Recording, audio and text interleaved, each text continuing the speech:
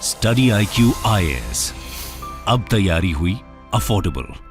नमस्कार दोस्तों, क्या आपको ये बात पता है कि कर्नाटक के अंदर मुस्लिम्स को 4% का कोटा मिला हुआ था। जैसे कि SC हो गया, ST हो गया, जो अलग अलग कोटा मिलता है एजुकेशन के अंदर, जॉब्स के अंदर, वो 4% का कोटा मुस्लिम्स को मिला हुआ था स्पेसिफिकली।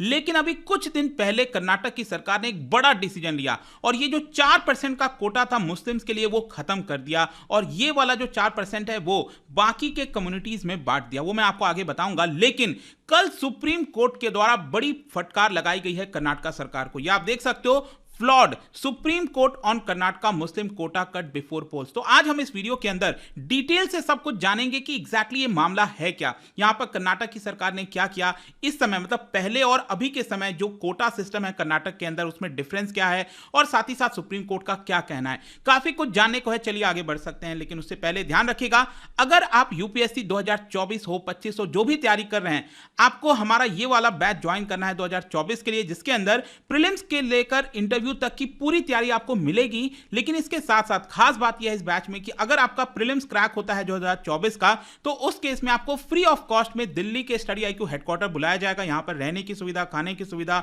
जो फ्री प्रिपरेशन होता है मेंस का, वो आप ले सकते हैं at a very affordable cost. Just ये प्राइस आपको पे करना है हमारे वेबसाइट ऐप पर जाकर या फिर कमेंट सेक्शन में, और यूज करना है कोड अंकित लाइव, ताकि इस दाम पर आप इस कोर्स को ले सकें। या फिर 2025 की तैयारी करनी है तो ये बैच, ऑप्शनल की तैयारी करनी है तो कोई भी बैच आप ले सकते हो, EPFO हो गया, जो भी आपको लेना है, just use the code Ankit live to get maximum discount. और इसके अलावा अगर आप MCQs अटेम्प्ट करना चाहते हैं तो मेरे इंस्टा पेज पर जा सकते हैं, वहां पर स्टोरीज में जितने भी MCQs हैं उसको आप अटेम्प्ट कर पाएंगे। चलिए शुरुआत करते हैं और सबसे पहले देखते हैं एग्जैक्टली हुआ क्या। ध्यान रखिएगा, अभी सुप्रीम कोर्ट ने यहां पर कर्नाटक सरकार को फटकार लगाई है। अभी स्टे नहीं लगाया ऑर्डर पर, उसका रीजन मैं आपको आगे बताऊंगा। लेकिन कर्नाटक सरकार ने जो 4% कोटा है मुस्लिम्स का, उसको खत्म किया था, उसको एक प्रकार से सुप्रीम कोर्ट ने कहा है कि प्राइमा फसाई, मतलब कि एक बार देखने में ऐसा लगता है कि ये जो डिसीजन है वो शेकी है, फ्लॉड है। मतलब कि कर्नाटक सरकार ने सही तरीके से डिसीजन नहीं लिया और इस तरह से 4% कोटा खत्म कर देना मुस्लिम के लिए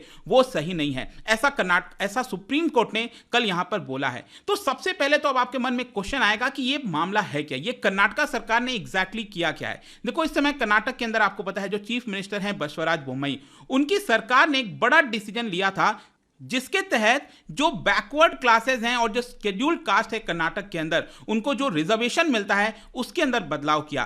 30 मार्च को, जी हां, ये जो अभी 30 मार्च गया है 10-12 दिन पहले, उसमें सरकार ने एक नोटिफिकेशन जारी किया और यह कहा कि मुस्लिम्स को जो 4% का बैकवर्ड क्लासेस का कोटा मिलता है वो खत्म करके जो 4% है वो बेसिकली जो दो डोमिनेंट कम्युनिटीज हैं, मोस्ट डोमिनेंट कम्युनिटीज हैं कर्नाटक के अंदर, आपने सुना होगा लिंगायत्स और वोकलिंगास, उनको ये जो कोटा है वो दे दिया जाएगा। मैं आपको इनफैक्ट ये चार्ट दिखाता हूं, इससे आपको सब कुछ समझ में आ जाएगा लगभग। देखो, वैसे तो आपको पता ही होगा कि सुप्रीम कोर्ट ने एक सीलिंग लगा रखी है कि जो टोटल रिजर्वेशन है वो 50% से ज्यादा नहीं हो सकता। लेकिन आपको पता ही होगा कि सरकार जो है वो 2019 में EWS कोटा लेकर आई थी, सेंट्रल गवर्नमेंट, पार्लियामेंट से ये पास किया गया था और 10% एक्स्ट्रा कोटा लाया गया था इकोनॉमिकली वीकर सेक्शंस के लिए। ठीक है, तो वो एक अलग चीज होता है और इसी की वजह से क्या है, ये 60% तो ऑटोमेटिकली पहुंच गया। 50% का सीलिंग प्लस 10% मतलब 60% हो गया। लेकिन कर्नाटक के अंदर अगर आप देखोगे तो ये पहुंच गया है 66%।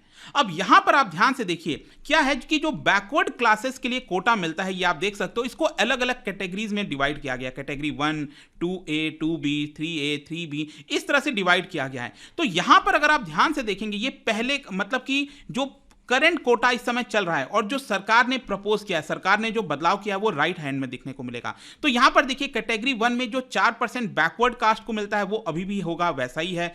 फिर जो कैटेगरी 2A में जो 15% OBC को मिलता है वो अभी भी है। लेकिन कैटेगरी 2B में यहां पर आप देखिए, ये 4% मुस्लिम्स के लिए स्पेसिफिकली जो कोटा था, मतलब कि कहीं ना कहीं मुस्लिम्स को दिया जा रहा है कोटा। ये जो 4% का कोटा है ना, देखो, इसका 2% यहां पर चला गया और फिर बाकी का 2% यहां पर चला गया। मतलब कि 4% जो वोकलिगा को मिलता था, ये जो कोटा है वो अब 6% हो गया वोकलिगा के लिए, और जो पहले 5% लिंगायत के लिए मिला करता था वो 7% हो गया लिंगायत के लिए। तो आई होप कि सबसे पहली चीज आप ये समझ गए होंगे कि ये कोटा कहां था और किधर चला गया। ठीक है, अब देखो ये जो डिसीजन लिया कर्नाटक सरकार ने, इतना आसान नहीं होता। देखो ये डिसीजन ना बहुत सारे आपको एविडेंस दिखाने पड़ते हैं कि ये रिपोर्ट आई है, ये जरूरत है, तब जाकर ये बड़ा डिसीजन लिया जाता है। लेकिन कहीं ना कहीं सरकार ने कोई प्रॉपर रिपोर्ट या स्टडीज नहीं दिखाया कि मुस्लिम्स का कोटा क्यों काटा जा रहा है। बस जो चीफ मिनिस्टर है बुम्बई और जो यूनियन होम मिनिस्टर है अमित शाह जी, उन्होंने ये कहा कि देखिए कॉन्स्टिट्यूशन के अंदर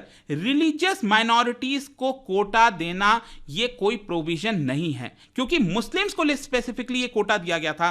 वैसे आप देखोगे तो हमारे देश में रिलीजन के बेसिस पर किसी को कोटा नहीं मिलता है, लेकिन कर्नाटक के अंदर क्या है, पिछले 100 साल से जो मुस्लिम्स हैं उनको एज अ बैकवर्ड रिकॉग्नाइज किया गया है। जी हां, मैं आपको बता दूं कर्नाटक के अंदर स्पेसिफिकली जो मुस्लिम्स हैं उनको पिछले 100 साल से जो अलग अलग कमीशंस आए, अलग अलग चीज कमिटीज बनी थी, इनफैक्ट ब्रिटिशर्स के समय से, तो उनको एक प्रकार से बैकवर्ड क्लास के तौर पर रिकॉग्नाइज किया गया था। और इसी की वजह से ये 4% कोटा आपको उधर देखने को मिलेगा और यही कैंसिल करके यहां पर ट्रांसफर कर दिया गया। इनफैक्ट मैं आपको एक और इंपॉर्टेंट चीज बता दूं, यहां पर जो डिसीजन लिया था कर्नाटक गवर्नमेंट ने, उसके साथ साथ एक डिसीजन लिया था, और वो डिसीजन ये था, ये जो शेड्यूल कास्ट का आप देख रहे हो ना, जहां पर 17% दिया गया है शेड्यूल कास्ट का, इसके अंदर फर्दर यहां पर इंटरनल रिजर्वेशन इंप्लीमेंट कर दिया। मतलब इसके अंदर जो अलग अलग कोटाज हैं वो भी कर दी। मतलब ये 17 का 17% ही है शेड्यूल कास्ट को, लेकिन अलग अलग कैटेगरीज को, टचेबल को, अदर्स को, इस तरह से डिवाइड कर दिया गया। पहले ये डिवीजन नहीं था। तो अब बेसिकली कहने का मतलब ये हुआ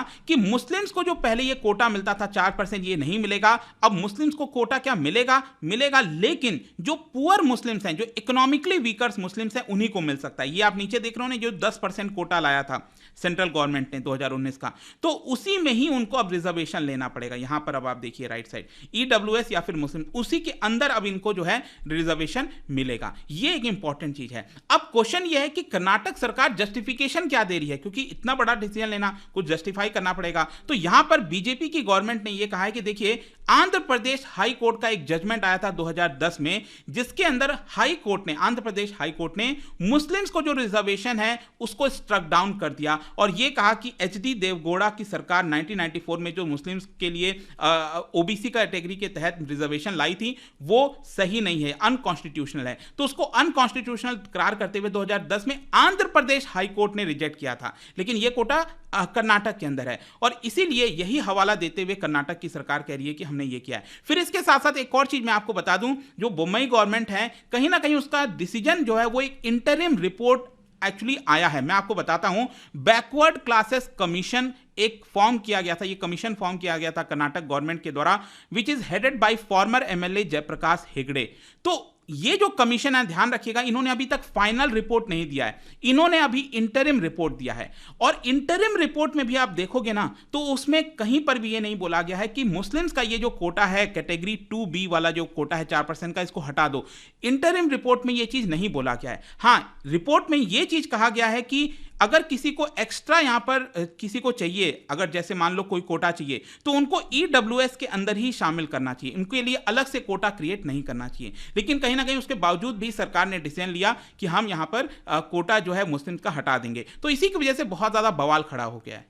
और कांग्रेस जो ऑपोजिशन है और जो जेडीएस जो ऑपोजिशन है, उन्होंने कहा है कि कहीं ना कहीं जो बीजेपी है वो एक कम्युनल पॉलिटिक्स कर रही है। ऑपोजिशन ये आरोप लगा रही है बीजेपी के ऊपर। और स्टेट कांग्रेस के जो चीफ हैं डीके शिव कुमार, अक्सर आप न्यूज में देखते होंगे उनको, उन्होंने ये कहा कि हाँ, ये बात सही है कि लिंगायत और वोकलिगास को कोटा चाहिए था, एक्स्ट्रा और ज्यादा कोटा उनका बढ़ाना था, लेकिन उन्होंने ये कभी नहीं कहा कि आप माइनॉरिटीज से जो कोटा है वो छीन कर इनको कोटा दीजिए। तो यहां पर आपको कोटा देना था तो अलग से कोटा देते।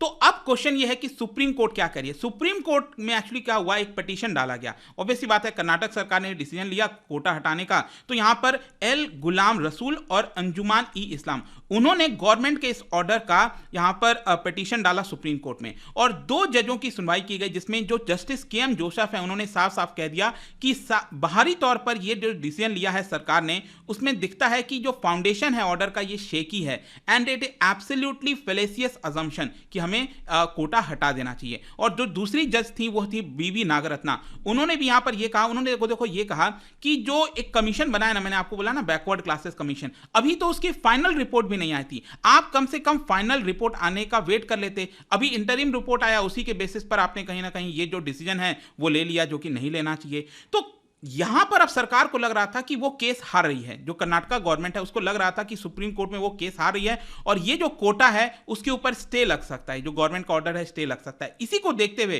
कर्नाटका गवर्नमेंट ने अभी के लिए कुछ दिन की मोहलत मांगी है, 2-3 दिन की, कहा है कि आप प्लीज मंडे तक यहां पर इसको स्टे मत लगाइए और अगली जो सुनवाई है वो ट्यूसडे को होगी। तो अल्टीमेटली यही है कि ट्यूसडे को अब सुनवाई होगी और हो सकता है कि अगर कर्नाटका गवर्नमेंट सही से अपने पक्ष को ना रख पाए तो ये जो ऑर्डर है उसको स्टे लगा दिया जाएगा और हो सकता है वापस से 4% जो रिजर्वेशन है मुस्लिम्स का वो उनको वापस मिल सकता है। लेकिन कहीं ना कहीं ये जो सारी चीजें हुई आपको ध्यान रखना है, इस समय इलेक्शंस भी आ रहे हैं कर्नाटक के अंदर और ये जो डिसीजन है वो इलेक्शन कमीशन के इलेक्शन अनाउंस करने के पहले, मतलब असेंबली इलेक्शन का जो अनाउंसमेंट हुआ था 29 मार्च, उसके जस्ट 2 दिन पहले ही 27 मार्च को सरकार ने ये डिसीजन ले लिया था। और यहां पर कहीं ना कहीं जो एक्सपर्ट्स हैं उनका मानना है कि जो बीजेपी है वो कोशिश कर रही है कि यहां पर वो अपने सीट को बढ़ा सके, क्योंकि बीजेपी को कभी भी पूर्ण बहुमत अभी तक कर्नाटक के असेंबली में नहीं मिला है। सबसे बेस्ट परफॉर्मेंस बीजेपी का 2008 में था जब उसको 110 सीट मिला और 2018 में 104 सीट मिला था। अभी सरकार बेसिकली क्या है, इंडिपेंडेंट और कांग्रेस से कुछ डिफेक्शन हुआ था वहां से मिलकर हुआ है और 90-180 से लेकर अभी तक किसी भी पार्टी को कॉन्जिक्यूटिव 2 बार लगातार वो चुनाव नहीं जीते हैं। तो देखना होगा कि क्या बीजेपी इस समय एंटी इनकम्बेंसी को खत्म करके चुनाव जीतेगी नहीं जीतेगी, सब अलग मामला है। बट आई होप कि इस वीडियो के माध्यम से जो पूरा ये मामला चला है मुस्लिम्स कोटा का वो आपको समझ में आ गया होगा। और जाने से पहले एक इंटरेस्टिंग क्वेश्चन, क्या बता सकते हो which has the right to decide that who will include in the list of scheduled caste and scheduled tribe, मतलब एससी और एसटी में किसको इंक्लूड किया जाएगा, ये हक किसके पास है? इसका राइट आंसर आप सबको पता है, मेरे इंस्टाग्राम पर तो मिलेगा ही, वहां पर अगर आप नहीं हो कोई बात नहीं, टेलीग्राम से भी ले सकते हैं इसका सही उत्तर। मैं कई सारे जो एमसीक्यूज हैं वो यहां पर स्टोरीज में डालता रहता हूं। बाकी अगर आपको पीडीएफ चाहिए तो टेलीग्राम पर आइए, अलग अलग सोशल मीडिया पर आप जुड़ पाओगे। और जैसा मैंने बताया था यूपीएससी की अगर आप तैयारी कर रहे हो, just use the code Ankit live to get maximum discount. And I hope कि वीडियो आपको पसंद आया होगा। मिलता हूं आपसे next time, till then thank you very much, see you soon. Study IQ IAS, अब तैयारी हुई अफोर्डेबल।